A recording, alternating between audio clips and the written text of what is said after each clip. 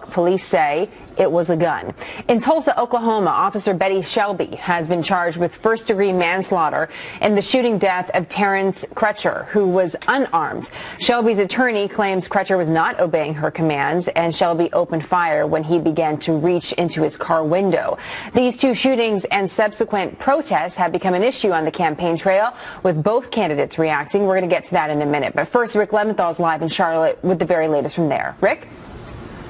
And Jenna, we're waiting for a news conference with city and county leaders to begin any minute now, and we'll try to take you to that live when it happens. In the meantime, night 3 of protests here in Charlotte, much more peaceful than the past 2 nights. We didn't see the looting or the violence that we saw before, thanks in large part, many believe, to the hundreds of National Guard troops and state police troopers who were brought in to help Charlotte police keep the peace here on the downtown streets. For the most part, these authorities allowed the group of perhaps 700 demonstrators to march through the streets. But there was tear gas used at one point when a smaller group tried to block traffic on Highway I-277, and 2 officers were actually hurt overnight when they were sprayed by some kind of chemical agent. As you reported, many in the crowd were chanting, "Release the tape," and "We want the tape," referring to the police body cam and dash cam footage of the shooting of Keith Lamont Scott on Tuesday afternoon. And late yesterday, Scott's family was shown that footage, and then their attorney released a statement which reads in part, "When told to exit his vehicle, Mr. Scott did so in a very calm, non-aggressive manner. While police did give him several commands, he did not aggressively approach them or raise his hands at members of law enforcement at any time. It is impossible," they say, "to discern from the videos what, if anything, Mr. Scott is holding in his hands. When he was shot and killed, Mr. Scott's hands were by his side, and he was slowly walking backwards." According to the family, of course, according to the police chief, Scott was holding a gun, and in his opinion, the shooting was justified, Jenna. Very interesting, Rick. We have 2 very different descriptions. Back to Rick Leventhal on the ground there as news warrants. We'll, of course, take you to the press conference that Rick also mentioned.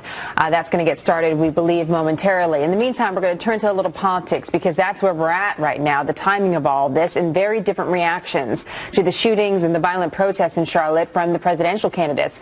Donald Trump stepping up his law and order message. We need safety. We're going to make America safe again. The rioting in our streets is a threat to all peaceful citizens, and it must be ended, and ended now. Hillary Clinton focusing on the shooting themselves. There is still much we don't know about what happened in both incidents, but we do know that we have 2 more names to add to a list of African Americans killed by police officers in these encounters. It's unbearable, and it needs to become intolerable. Glenn Hall is a U.S. News editor for the Wall Street Journal. Steve Hayes, senior writer for the Weekly Standard and a Fox News contributor. So it feels a little shallow to talk about politics at a time like this, because there's such big issues, but we are electing the next leader of our country. So it is appropriate, I believe, to talk about it, Steve, and some of the strategy that we're seeing from both candidates. The Washington Post says this about Donald Trump today, that his jumping into the deep end, if you will, of this issue threatens to antagonize centrists that are likely to decide the election. Do you believe that's the case? I don't, actually. I think what we saw from Donald Trump is in effect doubling down on his law and order strategy, and I'm not sure that it works against him. I mean, he's called for now nationwide stop and frisk. You saw in the clip that you just played, he's speaking directly about strength and about law and order.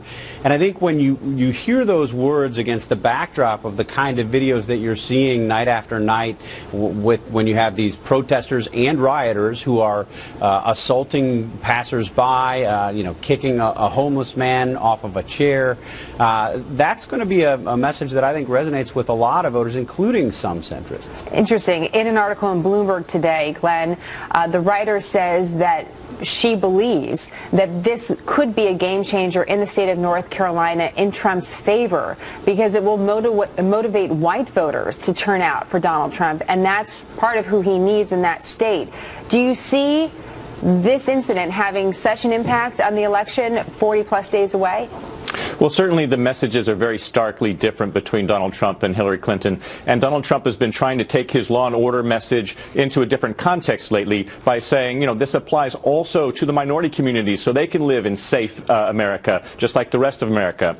And he also has been talking about the need to help, making a distinction between those who need help and who've been ignored by politicians in economic downturns and those who are the bad apples, the drug dealers and the violent ones. And he sees a difference between those things. These messages may help chip away at some of the support Hillary Clinton has had in those groups, but also bolster those who may have been on the fence about Donald Trump because they come across now as a much more reasonable approach, balancing those two things between law and order for everyone and the need to take care of those who are outside of the normal sort of growth that the country has seen. Of course, anything can happen in the next several weeks. We see these news events kind of come out of an unexpected area of the country in a key battleground state, Steve, and so here we are again, 40 days. A lot can change in 40 days as well.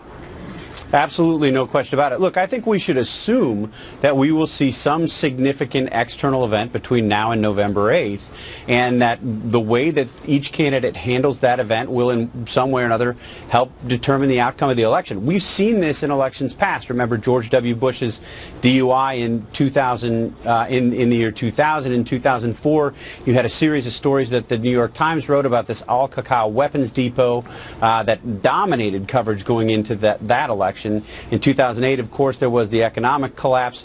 You've seen this again and again and again, and I think we're likely to see something similar between now and November 8th. We're watching Charlotte, North Carolina, where we see the mayor stepping to the podium, and she's expected to make a few remarks along with the police chief. We expect there have been some news items each day that we listed in on these news conferences, so we're going to go ahead and do that right now. Federal partners for being here with us as well.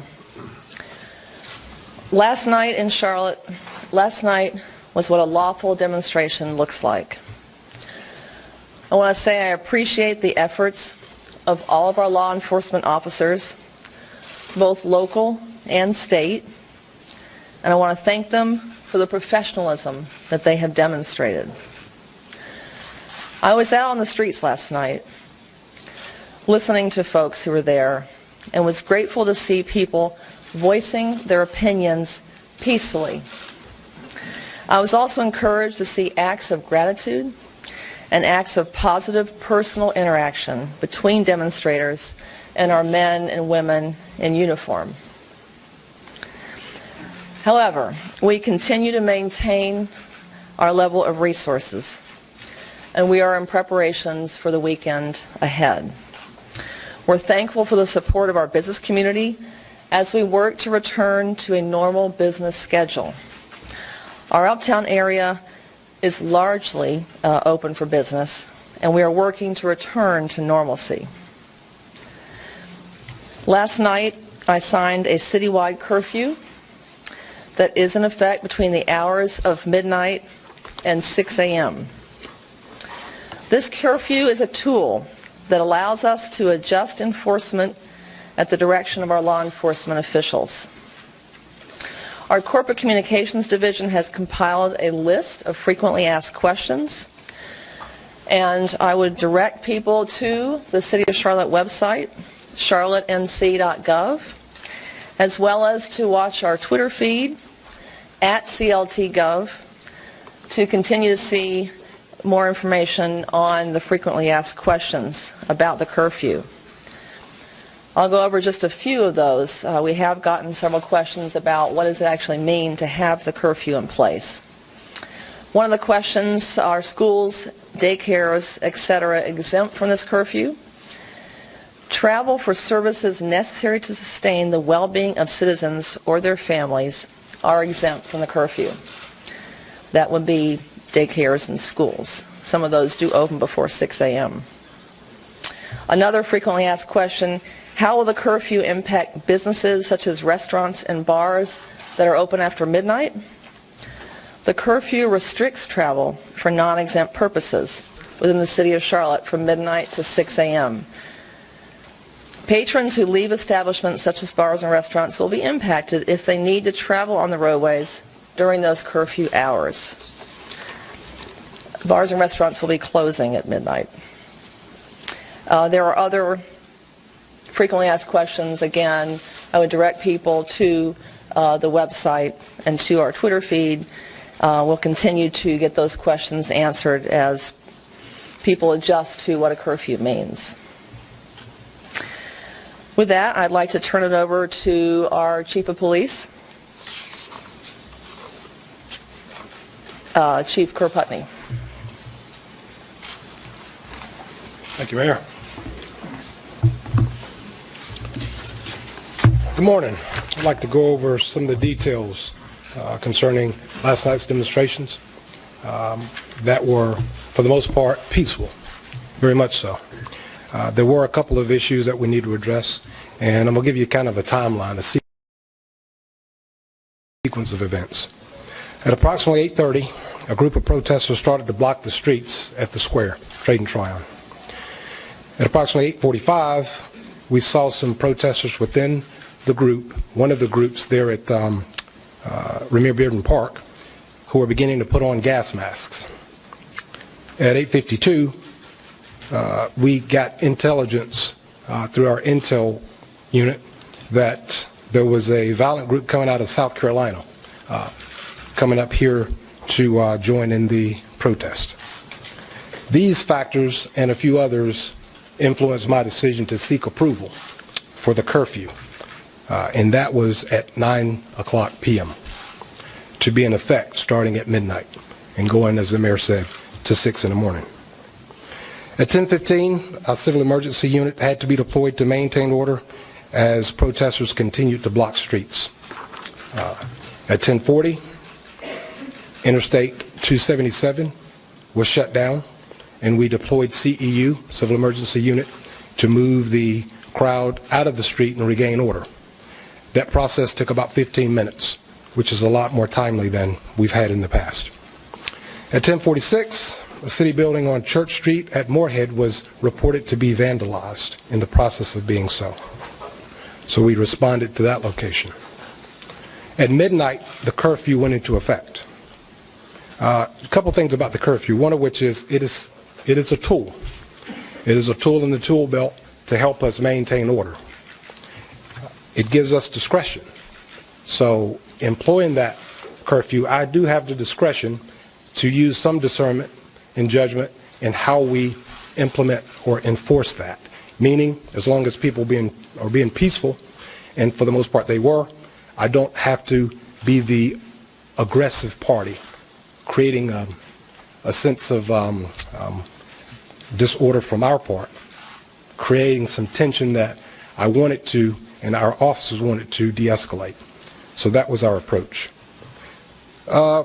We continued to facilitate the protesting throughout the night, and by 1:45 this morning, the protesting had subsided, and the groups had begun to dissipate significantly.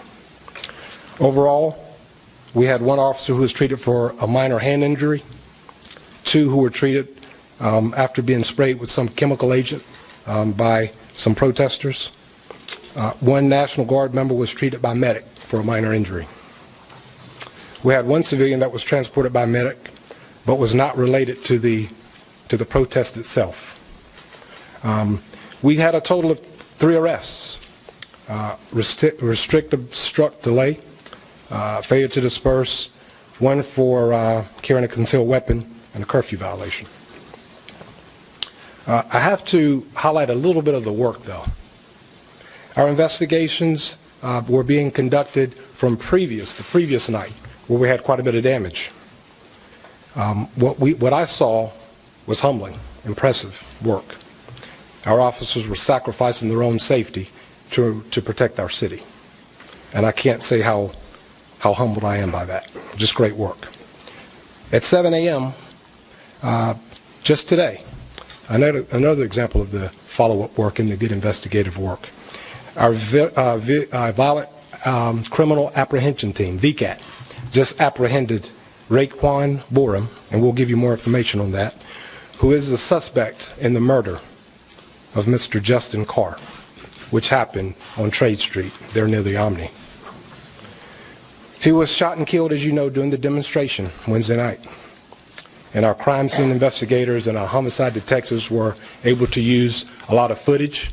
Our real-time crime center was able to supply footage from cameras that helped us solve that case. Just a tremendous amount of good detective work there.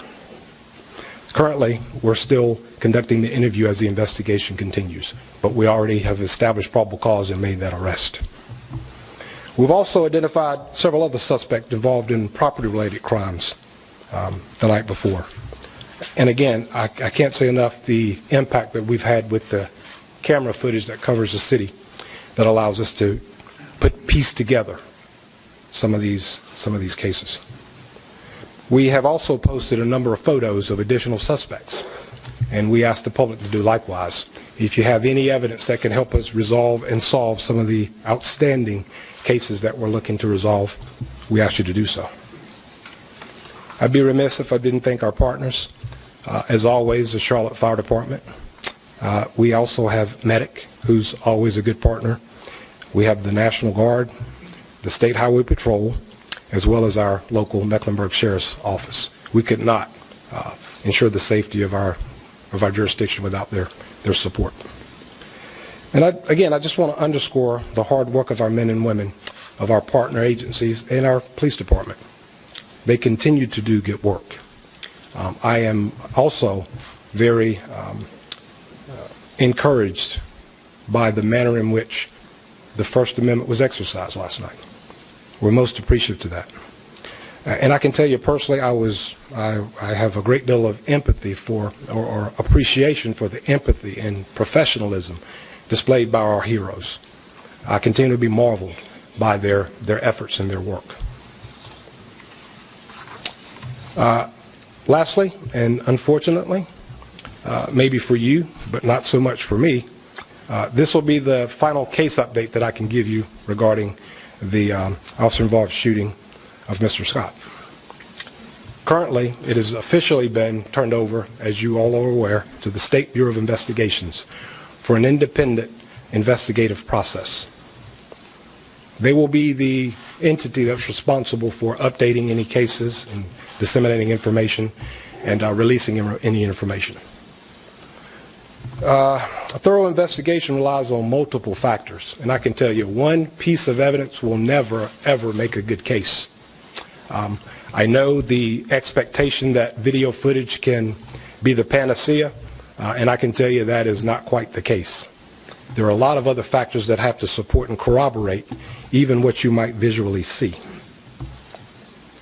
But the process is painstakingly slow sometimes, so I ask for your continued patience as the State Bureau of Investigations conducts their thorough investigation, because it's going to take them some time to piece together everything that has happened.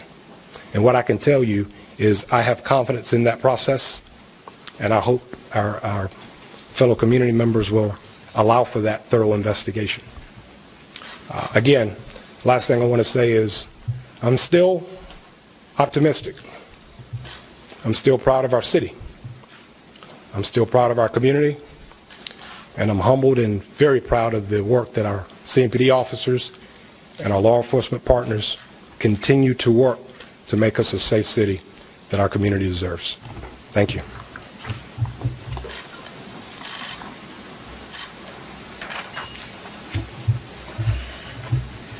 Good morning again. I'm Willie Ratchford with the Charlotte-Mecklenburg Community Relations Committee, and I want to acknowledge up front that these are and continue to be difficult times for all of us. Together, our community has always worked tirelessly to address concerns surrounding police and police-community relations. It is critical that we remain diligent and continue to engage in productive dialogue, sharing and respecting diverse perspectives. We must continue to do what is right based on factual information, not speculation, not innuendo, or rumor.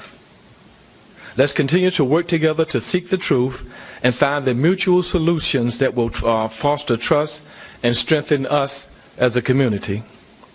We as a community need to navigate through this together, and I believe that we will. We must remember that we cannot control what others might think, say, or do, However, we do control how we might react to them. The Community Relations Committee is currently working with the Community Building Initiative and faith-based organizations to create opportunities and safe spaces for dialogue for convened and intact groups. We are here as a resource to our community. Anyone interested in participating in a facilitated dialogue can do so by contacting Diane English at the Community Building Initiative at 704-333-2595, or they might contact me at 704. The latest out of Charlotte, North Carolina, as we continue to watch the news from that city. They're just a community leader talking to the press and to the local population, but we also heard from the mayor and the police chief as well. We're going to continue to monitor that news conference in case any questions are asked, but here's the two big headlines. One is there will be a curfew tonight in the city of Charlotte from midnight to 6 a.m. Remember yesterday at this time, there was the decision there was no need for a curfew, and yesterday evening that changed. So there will be a curfew this Friday night from midnight until 6 o'clock. Also from the police chief, just want to reiterate this other big headline that officially the investigation into this police shooting has been turned over to the State Bureau of Investigations for an independent investigation. So it's out of the police chief's hands. It's into the officials for the state. And as he mentioned, it may be a while before we have a full picture as to what actually transpired that very day, where an officer shot a man. The officer said that the man had a gun. The man's family says he had a book. We will try to find out the facts of that case, and hopefully sometime soon, although we can't be too sure. Again, we'll monitor that news conference. I see the mayor speaking yet again. If there's any news that comes out of it, we'll bring that to you. In the meantime, I want to bring back in Glenn Hall, U.S. News editor for the Wall Street Journal, and Steve Hayes, senior writer for the Weekly Standard. Steve, as I was listening to this news conference and considering the climate, you have local politics, we have national politics. The political climate of our country is what it is. There's a lot of different adjectives you could use to describe it, but it is what it is. Do you think the politics of the moment are actually preventing a viable solution in some of these communities? Well, I don't know. I mean, I think the politics don't make things easier, but I think if there was an easy solution, we would have found one right now. I mean, I do think it's the case that you have, in many instances, groups talking past one another, whether you're talking about the police, whether you're talking about, minorities and the families of the victims of these shootings. You have a conversation that's not really a conversation because people aren't engaged. You have too many times people just making stands. And to the extent that politics is playing a role in that, and I think it is, it's not helpful. Yeah, and then we also don't have the facts. And here we're going to have to wait for even longer time for the facts, to see a video, to have an understanding of exactly what potentially happened. Glenn, here we are a couple days away from the first debate. Race, security, that may very well be a topic we'll see at the debate. It must be discussed, but yet I wonder if it just adds to the tension without adding a solution. Yeah, both of the candidates are trying to find the right message and the right tone to strike here, recognizing that there's that balance between law and order and also the needs of the community and the rights of the communities. And both of these candidates also want to reassure their potential voting bases that they have the right approach, and they want to maintain the vote of the black vote, the Hispanic vote, the minority vote, but also to appeal to the white voters that will be significant portions of their support on both sides. So there's a lot at stake for them, and I'm certain that we'll be hearing a lot more on this topic. It's something that has been with us for a long time in America, and it remains unresolved, as we've just been discussing. People in this election will be looking for someone with the right answers. Joe Trippi once told me, as we were awaiting the results for the 2012 election, all elections come down to a few basic questions. Can I get a job? And am I safe? And these seem to be the themes that are coming up as we get closer to Election Day. Steve, Glenn, thank you very much. Great to have you both. More than 15 years after 9/11, Congress says the families of the victims can sue the home country of some of the terrorists, while the White House and others think that is a bad idea. And Donald Trump insisting the news media is biased against him. And what a new analysis found, and what our media panel thinks about negative coverage of both Hillary Clinton and Donald Trump. The The father of Ahmed Rahami speaking out now about his son changed after a trip overseas. The younger Rahami accused of planting bombs around New York City and New Jersey, one of them exploding last Saturday night in New York City's Chelsea neighborhood, leaving nearly 30 people injured. Rahami's father saying his son's personality changed after he returned from a trip to Afghanistan and Pakistan in 2013 and that he became, quote, bad. He says he told the FBI about his concerns about the son, but doesn't think the agency took any action against him. Well, a computer hacker from Kosovo faces 25 years behind bars today after he gave ISIS the names of more than 1,000 U.S. government and military personnel. A judge is expected to sentence the 20-year-old in federal court today. Our chief intelligence correspondent, Catherine Herridge, is in Washington with the latest. Catherine? Well, thank you, Jenna. The case of Ardit Faritsi is so important because for the first time it showed the powerful intersection between hackers working for the Islamic State and the targeting of U.S. government employees as well as military families. Faritsi, who is an ethnic Albanian, pled guilty in June to providing material support to a terrorist organization. The 20-year-old hacked into an online retailer and for months sifted through data in order to cull information about 1,000 federal workers. According to investigators, Faritsi turned the information over to a British-born ISIS propagandist, Junaid Hussain, who was based in Syria, and shared the information widely among the Islamic State followers through the self-described Islamic State Hacking Division. The so-called ISIS kill lists were posted online with the names, home addresses, and contact information of American citizens. These kill lists began showing up in 2014 and 2015, and unfortunately, in a majority of cases, they included accurate information, with the military service branches telling their members to reduce their online profiles and to report suspicious activity. A veteran FBI intelligence officer says that ISIS has accomplished through the digital jihad what al-Qaeda could not. I see a trend. The trend being is you have compared to 9/11, before 9/11, you had cells, pocketed cells. Now you have pocketed lone actors that are receiving their orders through social media messaging, and they're also receiving instruction to do or carry out these attacks through sophisticated means or unsophisticated means.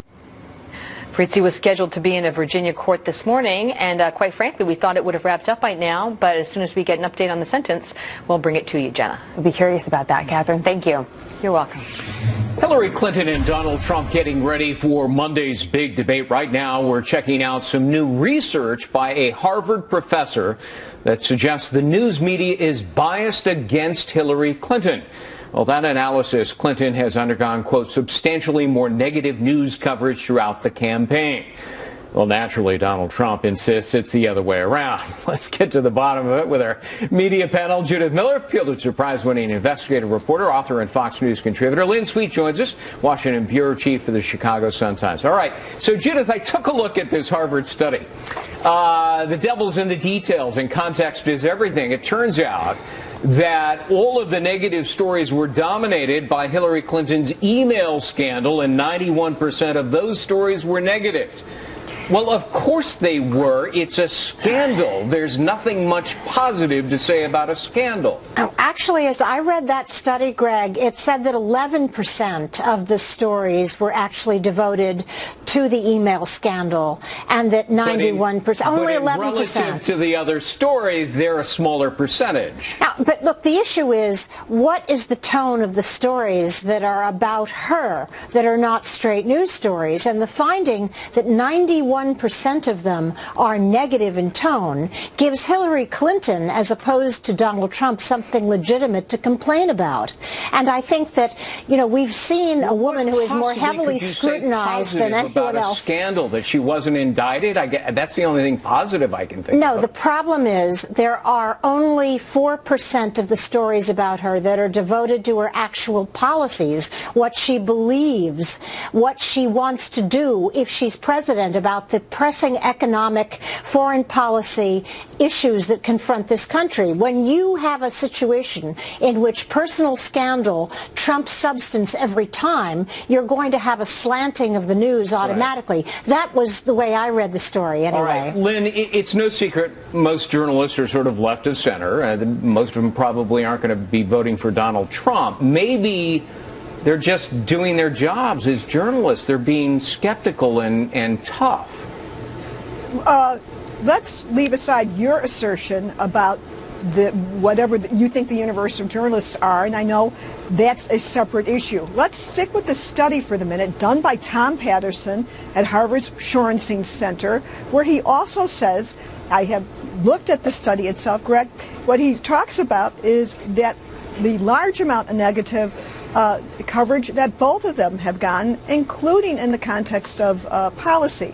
So just so our viewers know, this is not just a study of Hillary Clinton's emails, it's a study of coverage from a multitude of mainstream sources in the convention month of this summer. So I think what I got a lot out of that study is how negative news prevails over positive and policy stories. That would not matter, no matter the political orientation, if there is one, of who writes it. Covering a speech is covering a speech, Craig, and I don't think most journalists who are out there doing a news story throws their coverage in the way that you suggest. Yeah, you know, Judith, if both Hillary Clinton and Donald Trump say the media is biased against them, who's telling the truth? Or maybe the media is simply being fair by asking tough, challenging questions and pointing out inconsistencies and in some cases outright lies and deceptions. Look, I think the one thing that most Americans who are paying attention to politics saw, as an example, was the Matt Lauer interview of Hillary Clinton and then Donald Trump on that forum. And it was just astonishing. I mean, the ordinary viewer would have noticed, irrespective of Harvard studies, that Matt Lauer continued to talk over the female candidate and did not do that with Donald Trump, never challenged him. In our business, Greg, going back to your point... But Trump said Lauer was tough on him. No, that he didn't even challenge him on the many misstatements that he made. And I think that was a widespread consensus among pretty neutral reporters. But here's the issue. In our business, in print we used to say, if it bleeds, it leads. Right. And that's the nature of the beast. And that's what both candidates are complaining about. My problem with the coverage is that so much of it has been personality-oriented and character-oriented that the American people don't really know what policy prescriptions these candidates are offering. Right. You know, Lynn, if I could just go back to your speaking of the study showing such negativity in the reporting, I mean, just to use a contemporary today example of Charlotte, okay, we're not doing the story about the Boy Scout who, crossed the street with the little old lady on his arm, because there was violence in Charlotte this week and one person innocently was killed as a bystander during the demonstrations, not to mention the alleged victim of the original shooting. So arguably, yeah, that's negative. It's kind of bad news, but are we not to report it? No, no one is suggesting that. And where we might have a discussion is on the margins. If the cable outlets should or should not devote as much time as they're doing to it. I think you have many news judgments along the way. Do you show a whole speech in these days before the election from Trump or Clinton, or just snippets that are deemed newsworthy? These are routine news judgments.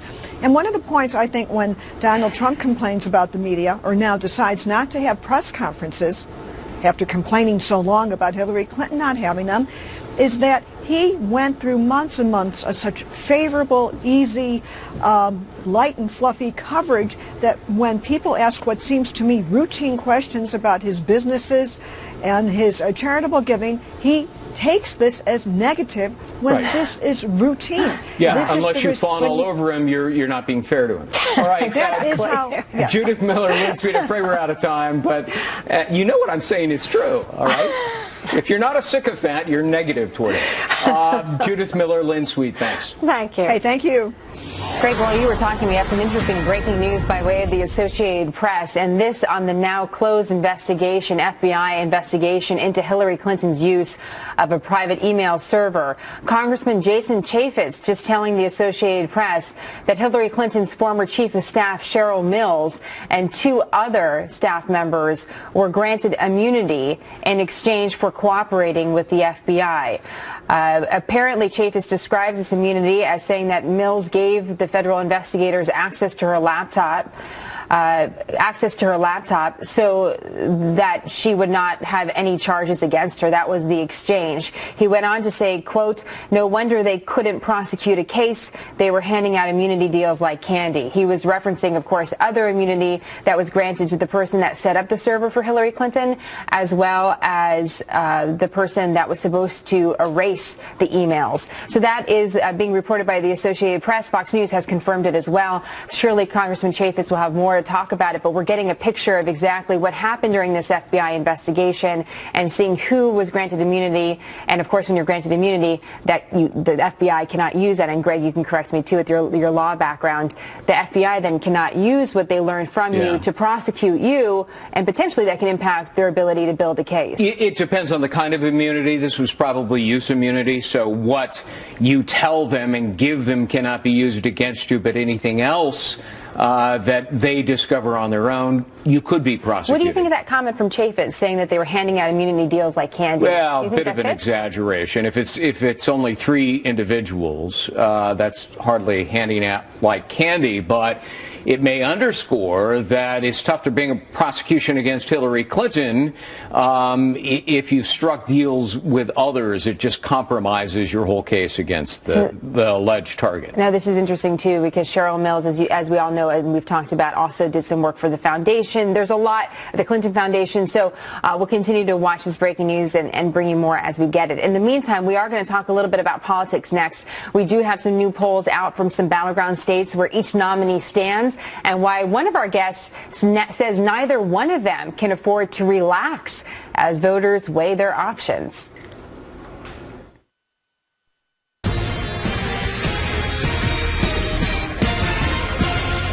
Hillary Clinton going into Monday night's debate with a slight edge over Donald Trump, but she's still falling behind when voters are asked about her honesty and trustworthiness, even her health.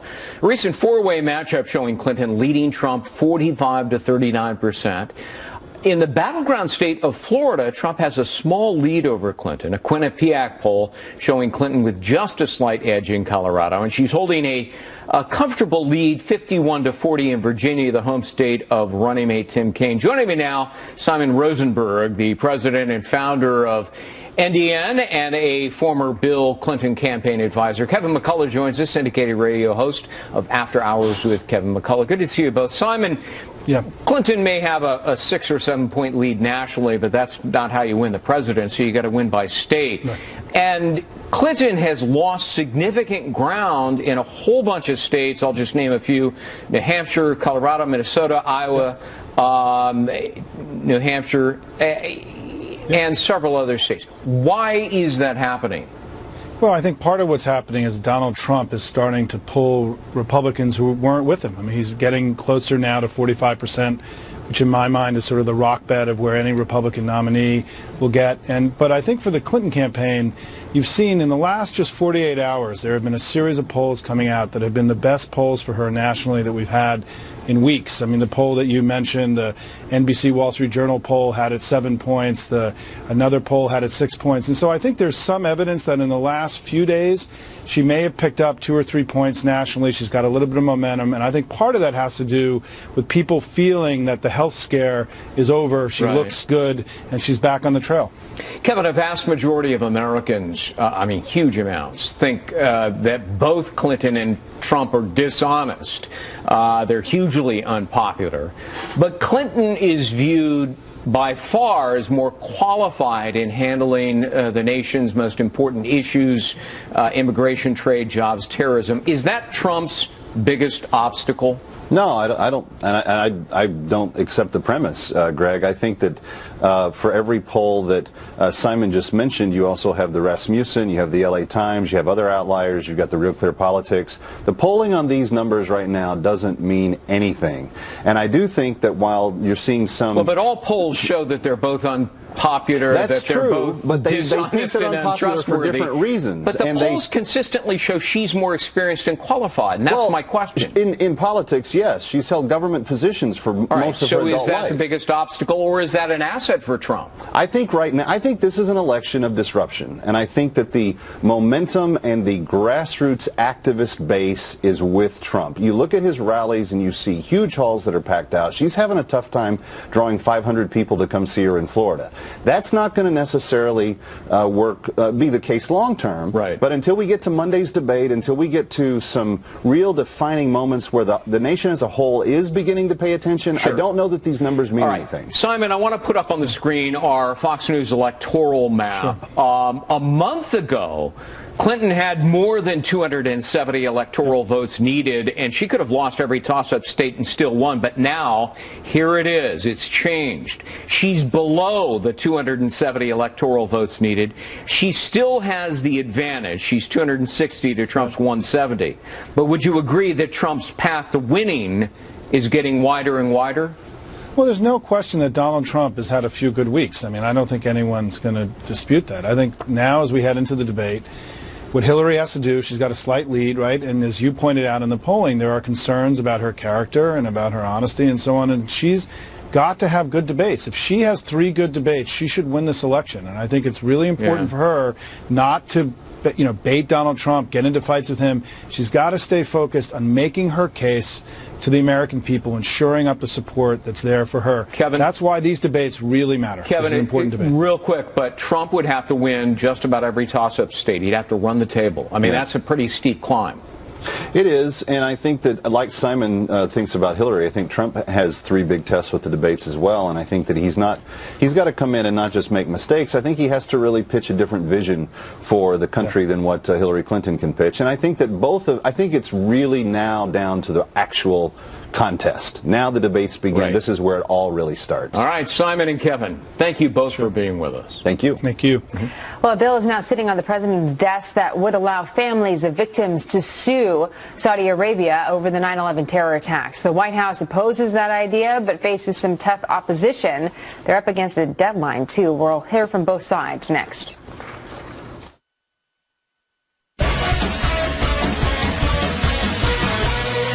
Let's check out what's ahead on Outnumbered. Top of the hour, Sandra and Harris there. What's going on? I want to be here for this. The unrest over police shootings of black men, now a major campaign issue, reaction from the candidates, and what could be a big game changer in the race for the White House. Plus, young voters not so fired up for Hillary Clinton, some pointing to Donald Trump's strength on social media. The impact this could have in reeling in that block of voters who went big for Barack Obama. Interesting. And 3 days out from the big debate. You ready? Oh, yeah. Counting down. Well, the role sexism and gender could play in that contest. The advice a former Clinton foe has for Donald Trump. And who better to ask about all of this than our hashtag One Lucky Guy today? Mr. Eric Trump himself is here. He is outnumbered. Top of the hour. Sitting right next to us, but we'll show you later. Okay, we look forward to it. Thanks, Greg. All right. A Fox News alert and the countdown to midnight tonight. That's the deadline for President Obama to veto a bill that allows family members of 9/11 victims to sue Saudi Arabia. He's expected to do that, followed by an effort in Congress to override that veto. Let's get the latest from our White House correspondent, Kevin Court. Kevin? Hey, Jenna, always nice to talk to you. Now, politically speaking, this is about as clear as it gets. The lines are drawn, and we have a sharp focus on what's going to happen. You're right, the president is clearly against JASTA. That's the Justice Against Sponsors of Terrorism Act. He's going to veto this thing. He says it's dangerous, not just for America, broadly speaking, but in particular for Americans abroad. And we also know that Congress is going to override that veto. Now,